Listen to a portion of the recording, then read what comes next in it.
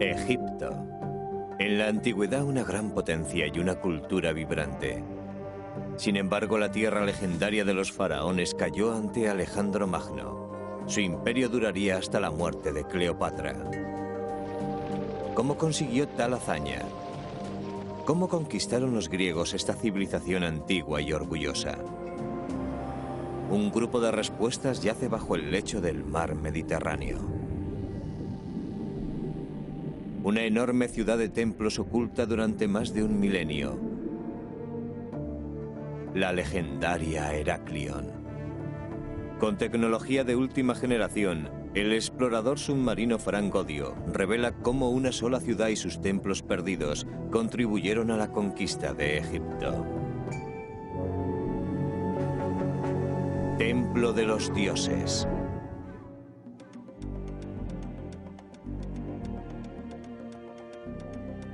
El Nilo, portal a Egipto y ventana al cruel poder del tiempo.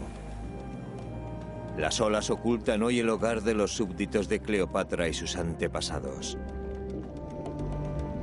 Este mundo ha permanecido hundido e invisible, excluido de la historia hasta hoy.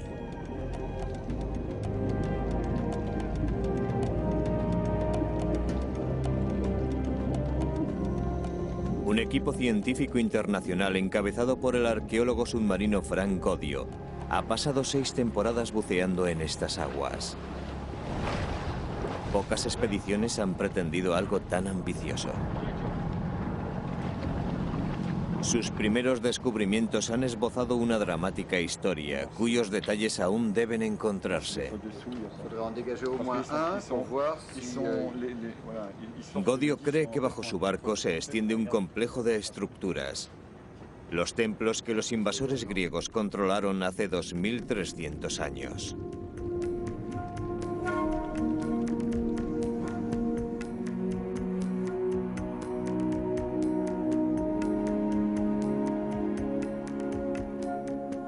Ptolomeo I sirvió como general en el ejército griego.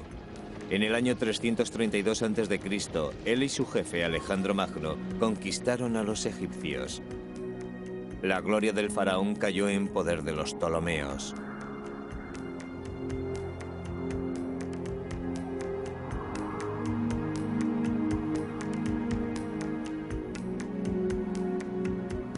El reinado griego en Egipto duró hasta el año 30 a.C., hasta la muerte de Cleopatra.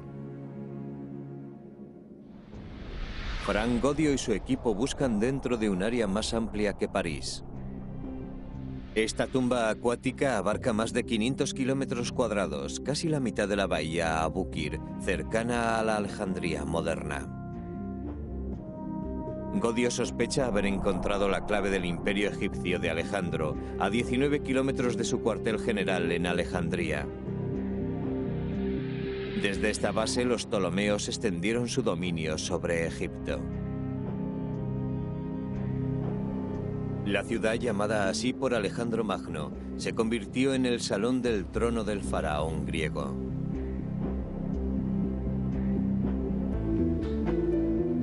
Alejandría era famosa por su faro, una de las maravillas del mundo antiguo, y su biblioteca era legendaria. La ciudad creció durante 300 años. Su población llegó a rozar el 1.000.000 de habitantes. Sin embargo, antes de surgir Alejandría, ciudades costeras como Canopus y Heraclión ya se habían establecido. Los alejandrinos acudían en masa a estas poblaciones costeras para asistir a lujosos festivales. Al llegar a estas ciudades, los griegos se encontraron de inmediato con la fuerza de las creencias egipcias.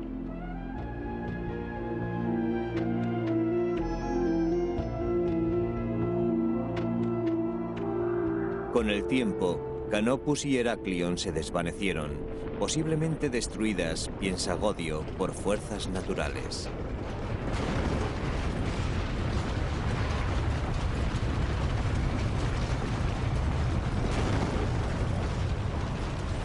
Barridas por desastres de un poder mucho mayor que el del ejército o el del clero. ¿Cuánto costará hacer que los secretos de estas ciudades regresen a la superficie? El arqueólogo submarino Frank Godio ha pasado años buscando las ciudades perdidas de Canopus y Heraklion. Cree que las ruinas de estas ciudades yacen bajo la bahía de Abukir, frente a la costa egipcia. Le acompaña la unidad de arqueología submarina de Egipto, dirigida por Ibrahim Darwish.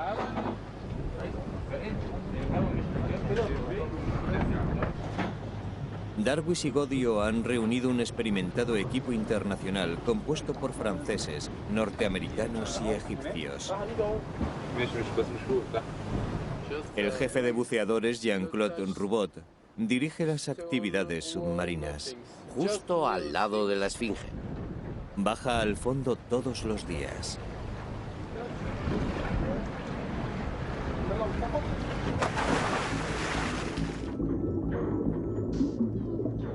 Sin embargo, en el fondo de la bahía, la visibilidad es escasa. El área de búsqueda es enorme. El tiempo y la arena han disfrazado los objetivos.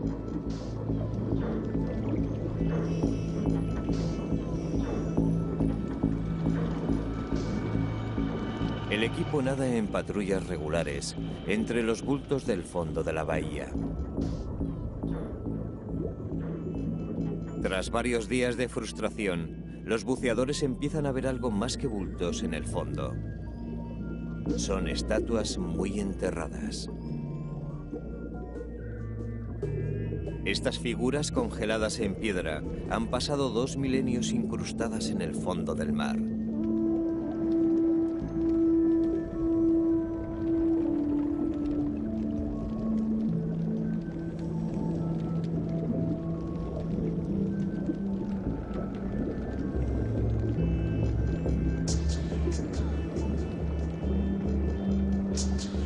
Los buceadores colocan bolsas hinchables para elevar uno de los fragmentos.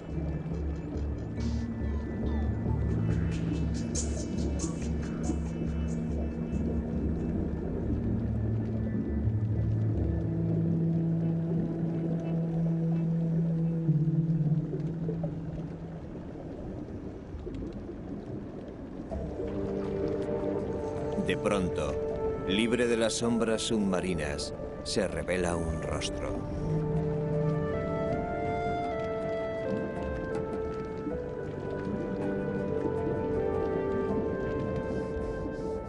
Y a continuación, un cuerpo cuidadosamente esculpido.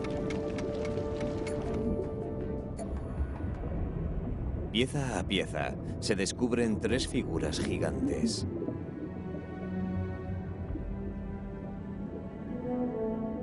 Estos jardines de piedra han esperado siglos a ver la luz.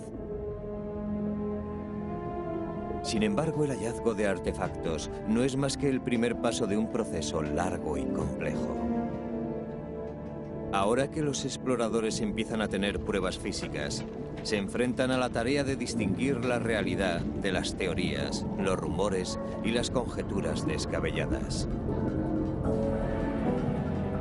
Las estatuas actuaban como propaganda. Eran historias labradas en piedra que hablaban a un pueblo conquistado a través de un medio que éste comprendía. Los textos antiguos describen un templo fabuloso situado en las inmediaciones. Estas referencias fascinaron hace mucho a Godio y al doctor Robert Bianchi, también egiptólogo. La primera mención del templo en la historia se encuentra en Heródoto, que habla del templo de Heraklion. Y como Heródoto es del siglo V a.C., eso quiere decir que la ciudad era muy antigua. Sin embargo, resulta muy extraño que Heródoto, a mediados del siglo V a.C., hable de una visita de la reina Helena y el rey Menelao al templo de Heraklion, lo cual se remonta al siglo XII a.C., en Acabia.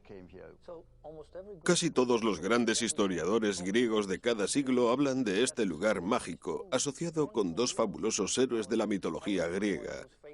Helena de Troya, por cuyo rostro zarparon los 1000 barcos que empezaron la guerra de Troya, y Hércules, el de los 12 grandes trabajos.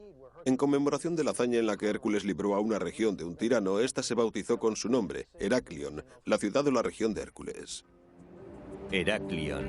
Ese sí sería un importante hallazgo. Godio y sus compañeros la buscan con herramientas tecnológicas. Sonar de exploración lateral, magnetómetros y resonadores de profundidad. Mediante el escenario virtual informatizado, Godio y Bianchi analizan los datos en 3 dimensiones. ¿Cómo es posible pasar de la imaginación literaria a lo real dentro de un área tan increíblemente grande? Hemos definido un área de 12 kilómetros de largo por 8 de ancho, que es nuestra área de exploración. De modo que se trata de un área dentro de la que cabría la isla de Manhattan o el centro de París. Sí, y siguiendo los textos, debemos mirar en la parte occidental de la bahía, aquí. Tras obtener las coordenadas vía satélite, los exploradores han compuesto una rejilla de exploración de este a oeste en la bahía Abukir. Cada dato se convierte en un punto en un mapa digital. Punto a punto va tomando forma un retrato fascinante de un mundo antiguo.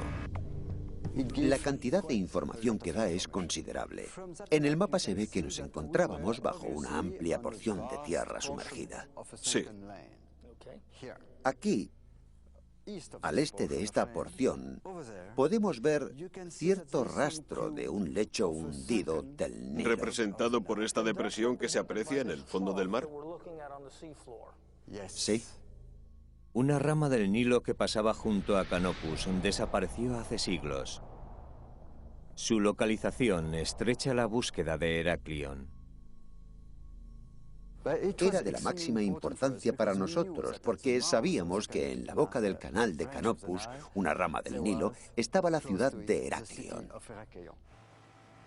Guiado por pistas antiguas, el moderno equipo se pone a trabajar. Los magnetómetros nucleares revelan pequeñas anomalías en el campo magnético del terreno. En sus lecturas se pueden encontrar líneas de fallas, a menudo asociadas con el desplome de grandes edificios, quizá templos. Por aquí se ven colores muy brillantes. Sí. Esto significa que hay mucha actividad magnética en esta parte central, aquí. Cuando damos con tal actividad magnética, es muy probable que existan allí estructuras o monumentos hundidos. ¿Y entonces utilizas esa información para decidir el lugar donde sumergirse y excavar? Sí, así estrechamos cada vez más la zona donde hay que bajar.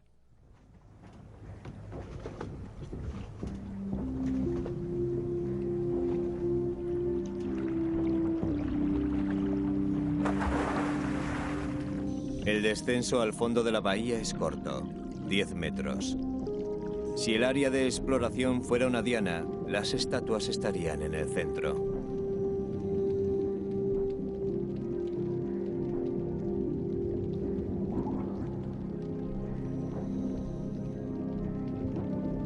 Los buscadores empiezan estableciendo una línea de referencia en la rejilla.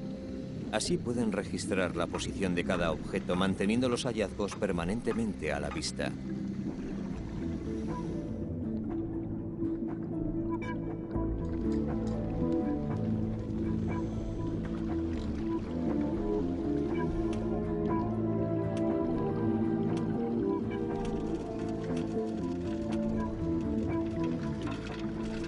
Como Godio esperaba, el lugar rebosa de objetos antiguos.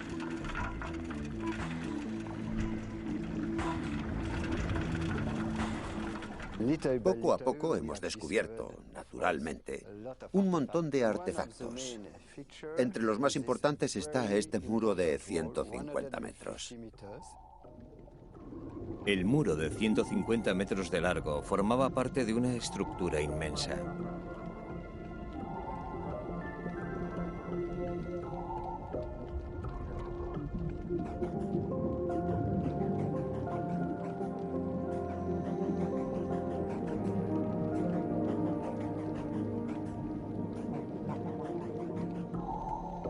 Si el equipo ha dado con Heraklion, tiene que estar a punto de hallar un templo importante.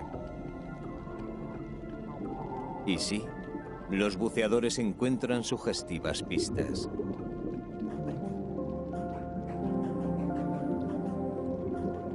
Godio cree que los sacerdotes utilizaban estos objetos en rituales.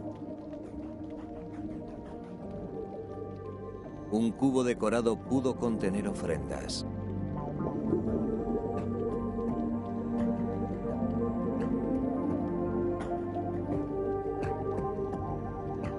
Cada hallazgo es una nueva confirmación. Aquí se alzó un templo magnífico.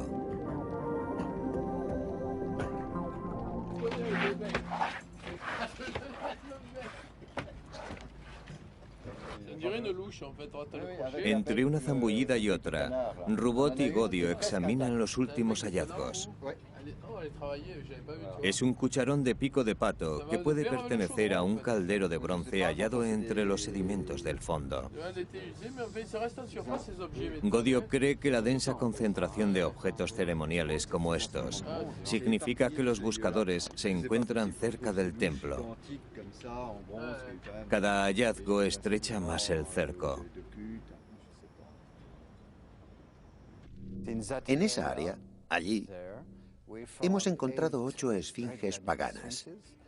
Primero, 2 hermosas esfinges de granito negro. Algunas de esas esfinges llevan sus historias inscritas en direcciones opuestas, dándonos la sensación de simetría de espejo a lo largo del sendero procesional de un templo egipcio. Sin duda. Las esfinges dejan entrever el posible aspecto del edificio hace 2000 años. Las esfinges, recién salidas del fondo, son objeto de mucha discusión.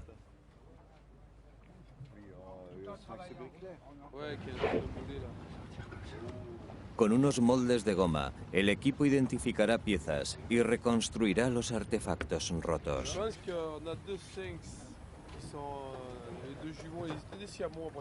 Utilizando la imaginación, los egiptólogos componen un elaborado complejo ceremonial.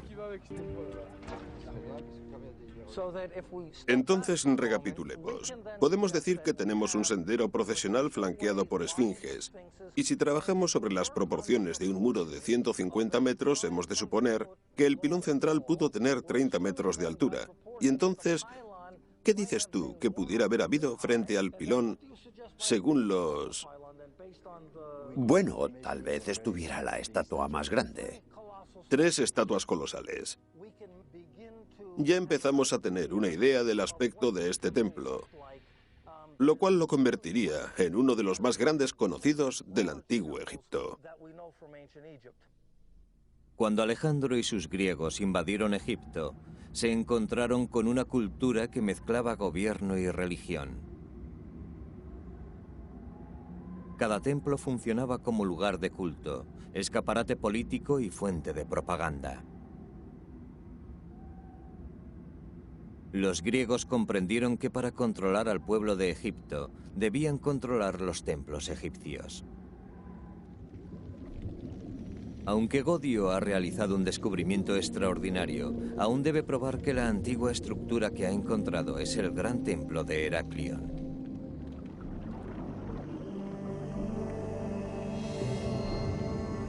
Sin embargo, otro sorprendente hallazgo puede contribuir a resolver el misterio.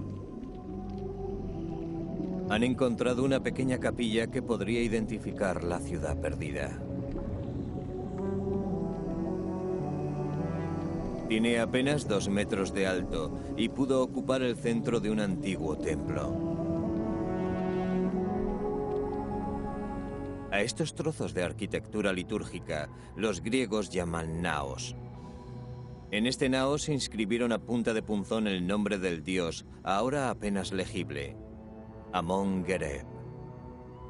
Los egipcios creían que sus dioses tenían su hogar tanto en la tierra como en el cielo. La inscripción del altar indica que albergaba a Amón y sus poderes sagrados.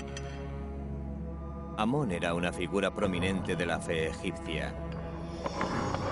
Los egipcios creían que al amanecer de cada día, cuando el sol rompía el horizonte, el alma de Amón volvía a su morada terrestre.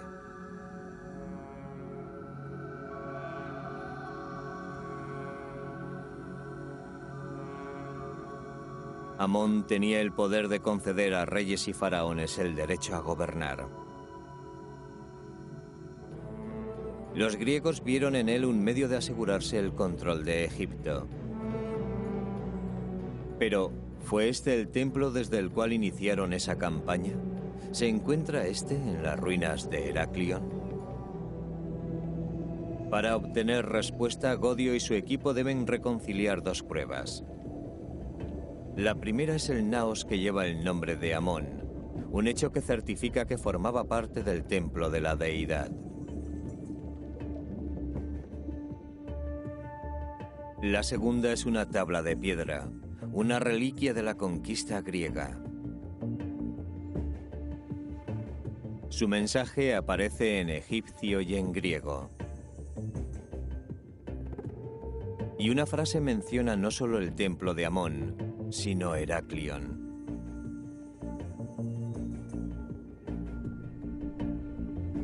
En griego dice la ciudad de Heraclión. ¿Sí? Y el jeroglífico dice que es la ciudad donde está el templo de Amón Gereb. El texto griego menciona la ciudad de Heraclión y el egipcio menciona el templo de Amón Gereb. Estamos en el templo de Amón Gereb. Por lo tanto, estamos en el templo de la ciudad de Heraclión. Es un hallazgo asombroso que prueba el hallazgo del templo de Heraclión. Ahora tienen la oportunidad de encontrar también la ciudad. En las profundidades de la bahía Abukir, el arqueólogo submarino Frank Godio y su equipo creen haber encontrado por fin el templo de Heraclión. Ahora se trata de descubrir la ciudad. La pista siguiente surge rápida y radicalmente. Mi mejor momento de toda la excavación fue cuando descubrimos la estela. Había una gran nube de barro que no nos dejaba ver, y cuando desapareció, la vimos delante de nosotros, absolutamente intacta, con sus inscripciones. Fue un instante fabuloso.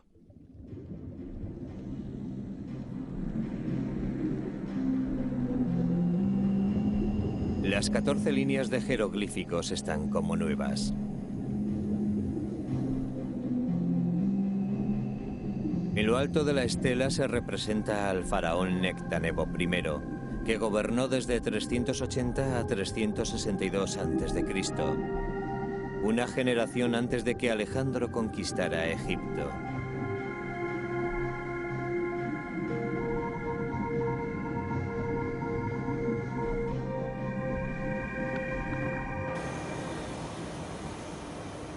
Extraer del fondo de la bahía una estela de 1 tonelada exige gran fuerza y gran delicadeza. El más leve error podría hacer añicos el valiosísimo hallazgo.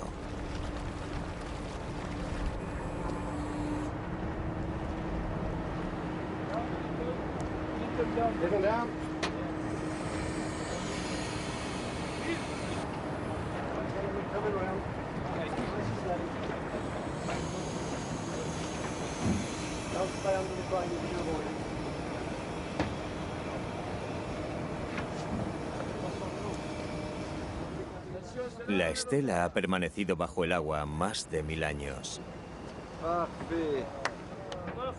Godio es consciente de que este descubrimiento tendrá un efecto tremendo en los egiptólogos de todo el mundo. Ofrece una ventana increíblemente valiosa a la vida de la ciudad perdida.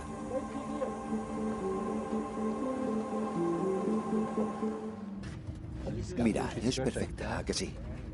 De Nectanebo. La estela se erguía en la boca del mar, en Heraclión. La piedra, adornada con las marcas de la realeza, estipula un tributo del 9 al 10% impuesto por los egipcios a los artículos perecederos importados de Grecia. Dice del 9 al 10% a lo importado de Grecia.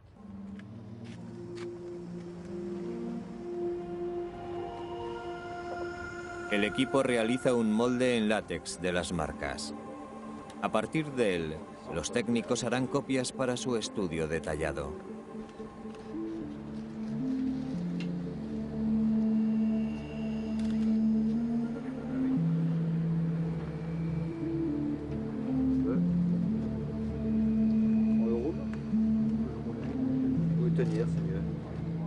Los símbolos mencionan el nombre egipcio de la ciudad que los griegos llamaban Heraclión. Cuando hacían una de estas estelas, siempre grababan en ella el nombre de la ciudad o del lugar donde se erigía. En este caso concreto aquí dice Em New Cajonian Sai Suen, en la ciudad cuyo nombre es Cajonian Sais. Tenemos tres toponímicos. Tenemos Cajonian, tenemos Heraclión y tenemos el templo de Amon-Gereb. La confusión se resuelve cuando comprendemos que Cajonian y Heraclión son la misma ciudad. El nombre original es egipcio. Los mensajes de la estela también apuntan a las funciones de la ciudad que rodeaba el templo de Heraclión.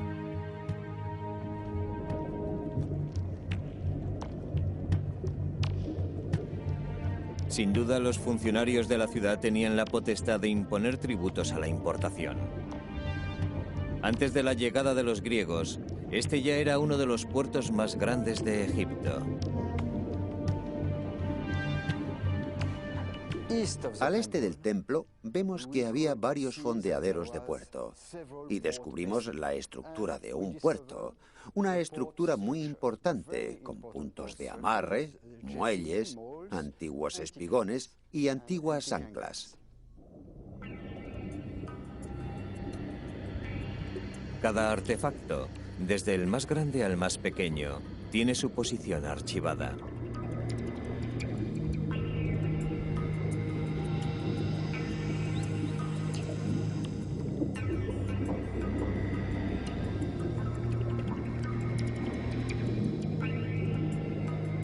Ricas cargas llenaron las bodegas de estos antiguos barcos hundidos.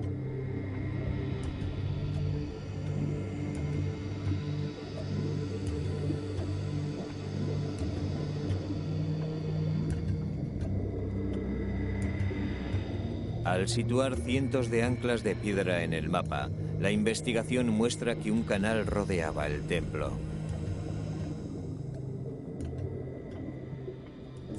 Ha sido un hallazgo notable. Cuando vimos la primera ancla, no comprendimos qué hacía en medio de tierra firme.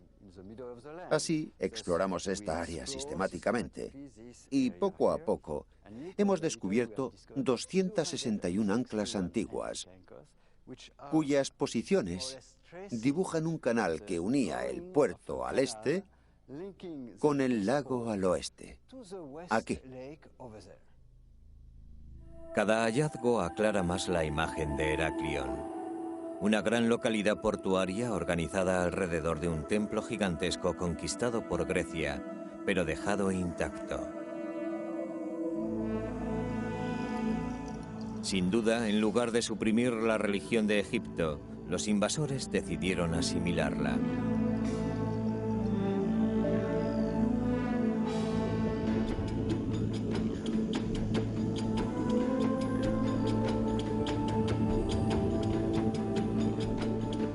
Este sarcófago pudo ser parte de la estrategia griega.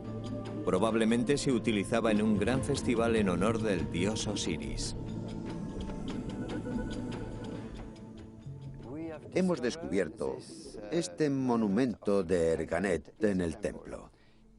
Cada año, antes de la crecida del Nilo, se llevaba en procesión una figura de Osiris dentro de una barcaza, desde el templo de Heraclión hasta el de Canopus. Los griegos proclamaron que Osiris iba a residir en Heraclión. Cada año una imagen del dios partía de la ciudad.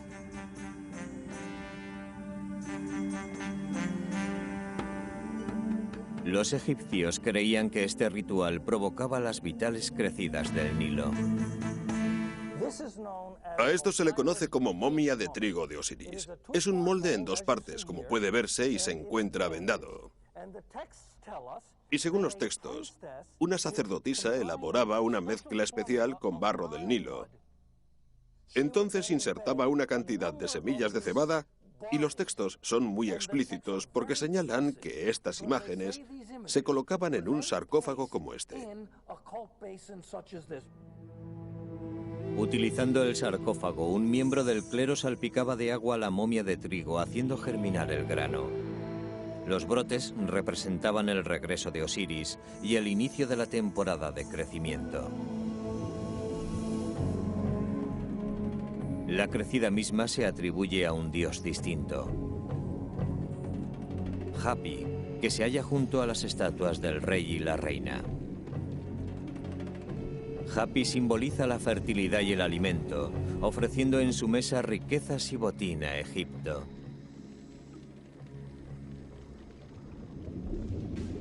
Los egipcios creían que Hapi portaba el botín oscuro del río crecido. El rico limo que renovaba el terreno garantizaba la prosperidad de Egipto y daba a la región su nombre original, Kemet, la Tierra Negra.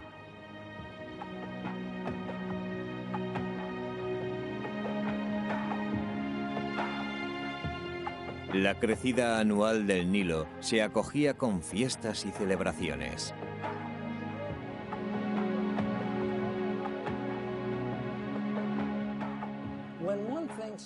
Al pensar en Heraclión y en los festivales descritos por los autores de la antigüedad, supongo que habría que imaginarse una ciudad festiva. Decir que era como Las Vegas en el Nilo no es una mala comparación. Salvación y pecado. El alfa y omega de la ciudad portuaria. Incluso los faraones peregrinaban desde Alejandría para rendir culto y divertirse.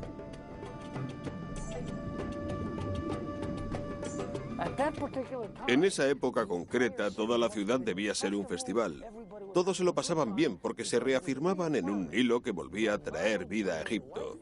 La resurrección de Osiris que continuaba estos ciclos cósmicos. ¿Y existe una conexión con el dios Hapi colocado al frente de este templo? La estatua de Hapi implica esa asociación. La imagen de Osiris, creada con barro del Nilo, resucita cuando brotan las plantas, por lo que la deidad Hapi y el recipiente esotérico hallado en Heraclión muestran que en ambos cultos había una intersección que eran en cierto sentido equivalentes.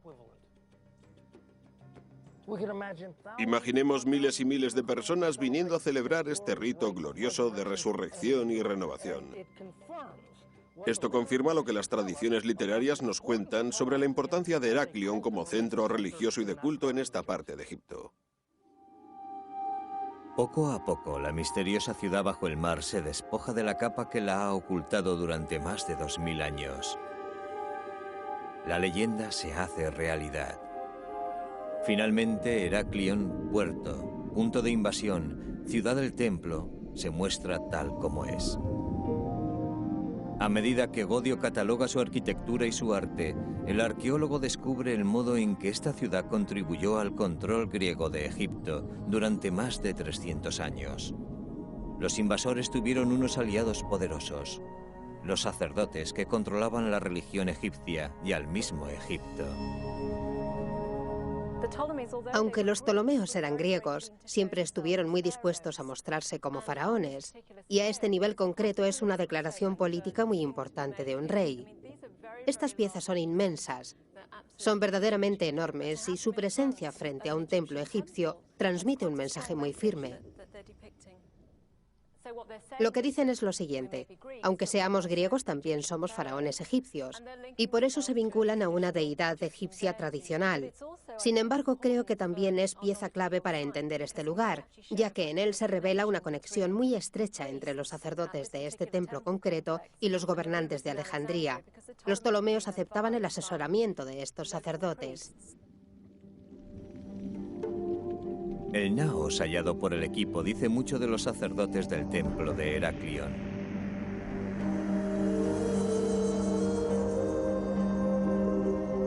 Estos representantes de Amón debieron de encontrarse entre los hombres más influyentes de Egipto.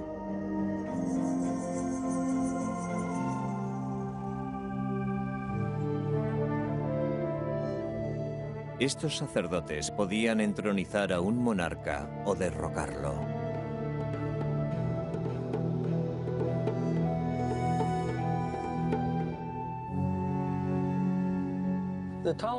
La relación entre los Ptolomeos y los sacerdotes egipcios era muy simbiótica. Los Ptolomeos dependían de la buena gestión de su burocracia administrativa y necesitaban que la población agrícola, cerca del 90% de los habitantes, apoyara su régimen.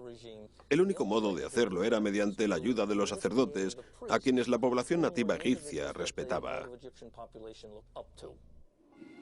Según la tradición, Alejandro Magno fue el primer conquistador que consiguió legitimar su dominio sobre Egipto, convenciendo a los sacerdotes de Amón de que lo declararan Dios Sol.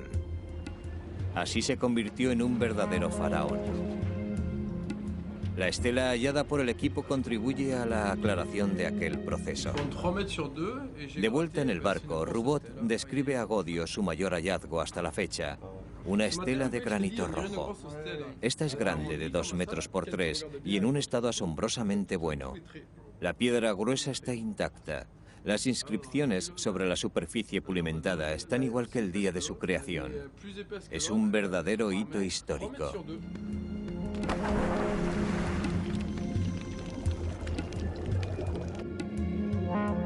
El equipo ha encontrado una de las estelas más grandes de Egipto. Su altura original era de 6 metros. Una superficie muestra un gastado esbozo de Ptolomeo VIII y sus 2 reinas. Una su hermana Cleopatra II, la otra su hija Cleopatra III. Las imágenes grabadas en piedra también pueden esconder su verdadero significado. ¿Qué ocultaban estos rostros regios? La estela muestra el linaje de los últimos Ptolomeos. Los retratos de familia enmascaran una lucha asesina e incestuosa por el poder. También muestran la fuerza del vínculo entre los sacerdotes egipcios y sus gobernantes ptolemaicos.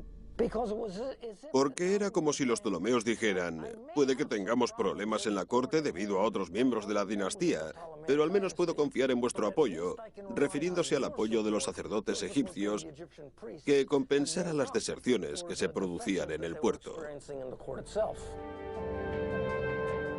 Para disfrazar los incesantes conflictos y tramas urdidos por la familia real, los sacerdotes aportaban la ilusión de estabilidad.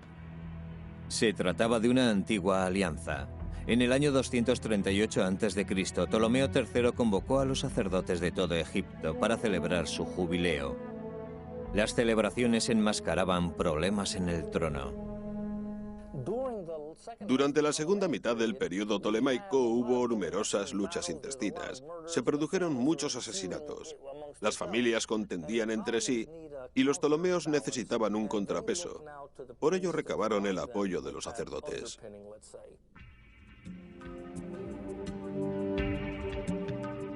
En Canopus, los funcionarios de la corte y los miembros del clero redactaron un documento oficial, el Decreto de Canopus. El decreto, obra maestra de la maniobra política, saludaba a Ptolomeo III, un griego, como auténtico faraón egipcio. Sin embargo, el apoyo de los sacerdotes de Amón tenía un precio.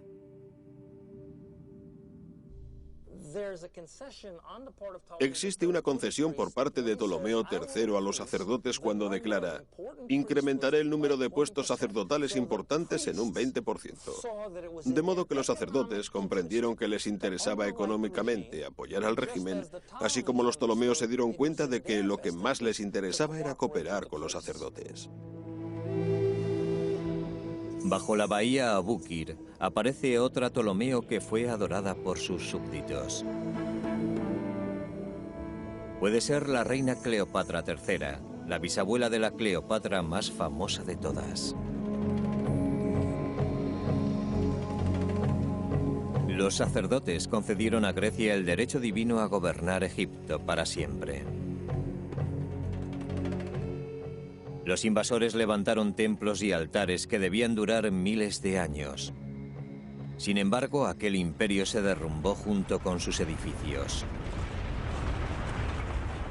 Godio desea saber cómo y por qué Heraclión se desplomó sobre el mar. Bajo el Mediterráneo, el arqueólogo submarino Frank Godio ha encontrado pruebas del destino fatal de Heraclión. Docenas de antiguos barcos y fisuras inusuales en el lecho marino apuntan a un gran desastre.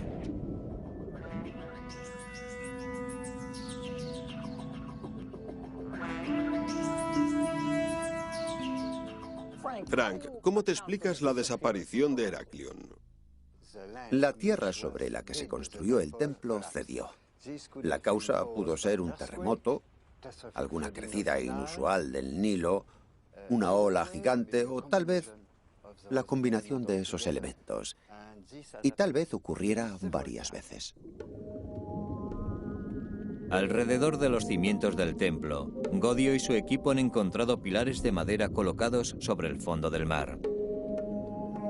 Los egipcios debieron de saber que una estructura pesada construida aquí precisaba de un apoyo firme.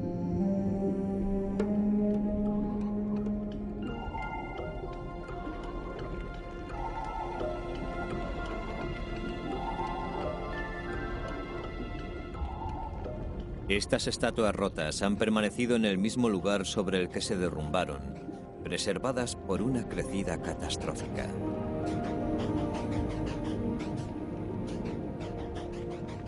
Pequeños recordatorios cubiertos de escombros, restos de una ciudad viva borrada súbitamente de la existencia.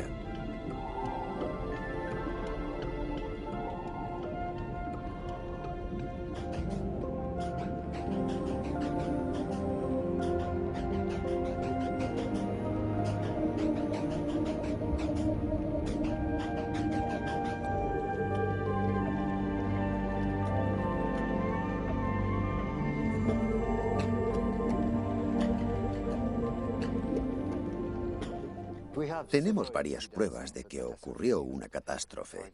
Por ejemplo, hemos encontrado piezas de orfebrería, monedas de oro, platos de oro esparcidos en el área del templo.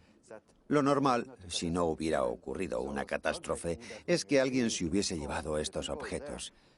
También hemos encontrado huesos atrapados bajo grandes estructuras del templo, lo cual significa que ocurrió algo catastrófico.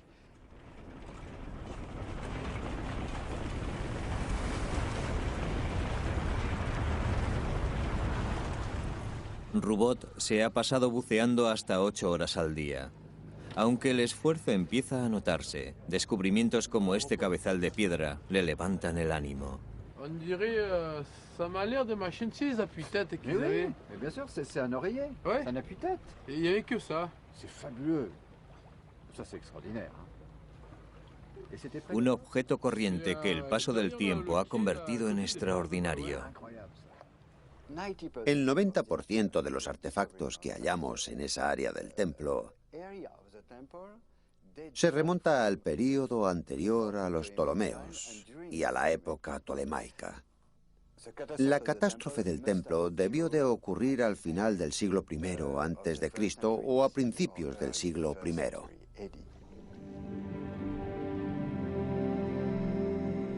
Hace 2000 años, Roma aplastó la dinastía de los Ptolomeos. Cleopatra fue la última reina de Egipto. Heraclión debió de caer alrededor de la misma época, como si su templo no hubiera podido sobrevivir sin aquellos gobernantes. Tenemos un templo decorado al estilo egipcio con 3 estatuas colosales jamás vistas antes, y todos estos elementos se aunan para decir: alto, tiempo muerto, paremos un poco. Aunque el período tolemaico se ha descrito tradicionalmente como una era de declive, decaimiento y degeneración, estas excavaciones exigen reexaminar la segunda mitad de la dinastía. Y creo que este hallazgo va a obligar a los colegas míos que trabajan en este campo a reescribir la historia, en concreto la de la segunda mitad del período tolemaico.